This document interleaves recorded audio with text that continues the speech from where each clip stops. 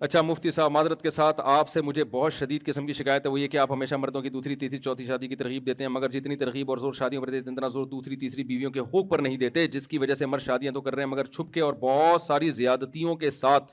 بیوی اور طلاق یافتہ کی مجبوری ہوتی ہے وہ کر لیتی ہے، اچھا بیوہ اور طلاق یافتہ کی مجبوری ہوتی ہے وہ کر لیتی ہے، مگر ساری زندگی ایک عذاب میں گزارتی ہے اور وقت گزرنے کے ساتھ نہ ادھر کی رہتی ہے نہ ادھر کی رہتی ہے، زیادتیوں کی لپیٹ میں آ جاتی ہے۔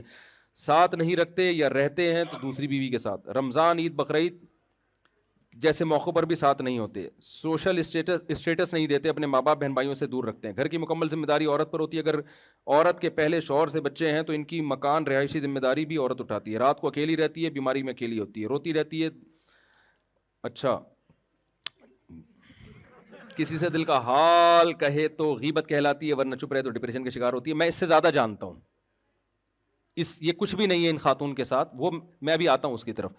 یتیم بچوں کی مرد کی طرف سے سرپرستی سے محروم رہتی ہے، زمانے کے تانے سنتی ہے، اس کی موت، دیکھیں یہ جتنی باتیں لکھی ہیں ہاتھ میں، اس سے زیادہ خواتین کے ظلم کی داستانیں بیان کر چکا ہوں جنہوں نے دوسری شادی کر کے عورت کو لٹکا دی۔ آج میرا بیان اسی پہ ہوا ہے کہ یہ جو چھپن چھپائی والے کیس ہیں نا، بیگم سے چھپ کے شادی کی کسی عورت سے، چند دن میں جب دماغ سے ایک بھوت اتر گیا تو اس کو لٹکا کے چھوڑ دیا۔ آج ہی میرا بیان اس کے خلاف ہوا ہے، ابھی میں وہیں سے بیان کر کے آ رہا ہوں نا، اسی کے خلاف۔ تو یہ جن خاتون نے خط لکھا ہے، میں مانتا ہوں ایسی بہت ساری خواتین ہیں، لیکن اس کا حل یہ نہیں ہے کہ میں دوسری کی ترغیب دینا چھوڑ دوں۔ دیکھو ایک بیوی پر بھی تو بہت ظلم ہوتا ہے کہ نہیں ہوتا ہماری سوسائٹی میں؟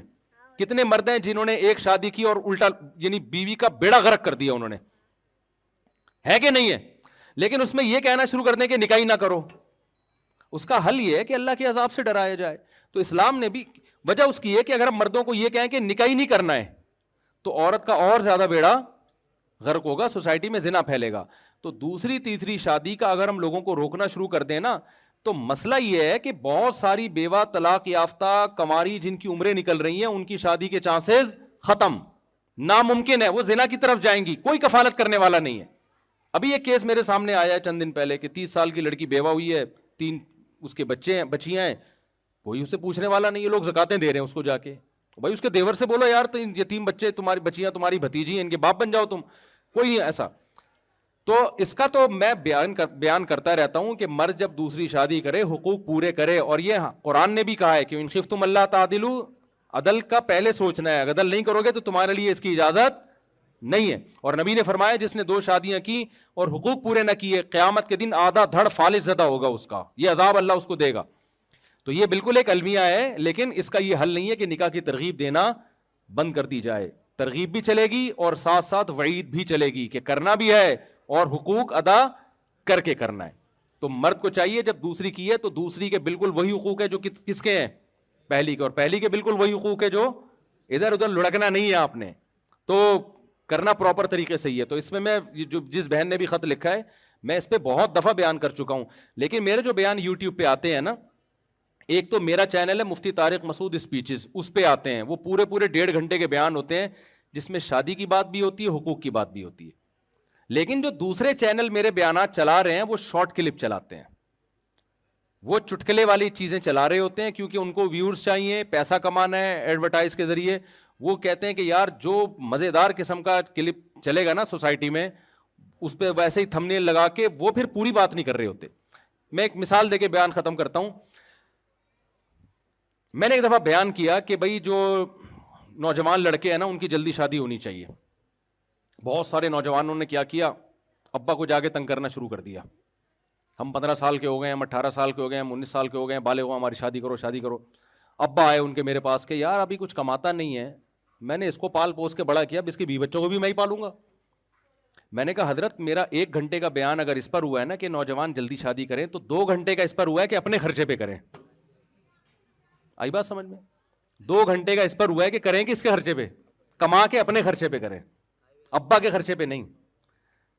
میں نے کہا ہوا یہ ہے کہ میرا 1 گھنٹے کا بیان اس پر ہوا تھا کہ 4 شادیاں کریں، 1.5 گھنٹے کا اس پر ہوا تھا کہ حقوق بھی پورے کریں۔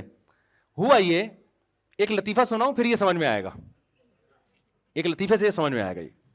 ایک دفعہ نا ایک گورنمنٹ کے ایک پروجیکٹ دیا، ایک صاحب گئے، اس نے دیکھا 2 بندے کام کر رہے ہیں، ایک گڑھا کھود رہا ہے، جو مٹی باہر نکلتی ہے نا، دوسرا وہ مٹی اس گڑھے میں ڈال کے اس گڑھے کو کیا کر رہا ہے؟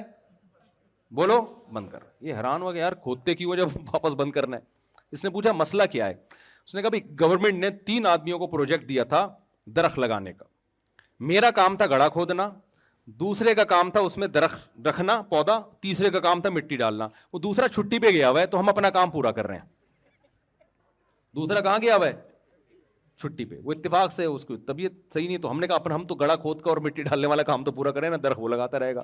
تو میں نے کہا مسئلہ یہ ہے کہ جب میرا 4 شادیوں پہ بیان ہوا تھا تو یہ صاحب موجود تھے, جب حقوق پر بیان ہوا تو یہ چھٹی پر تھے اس دن.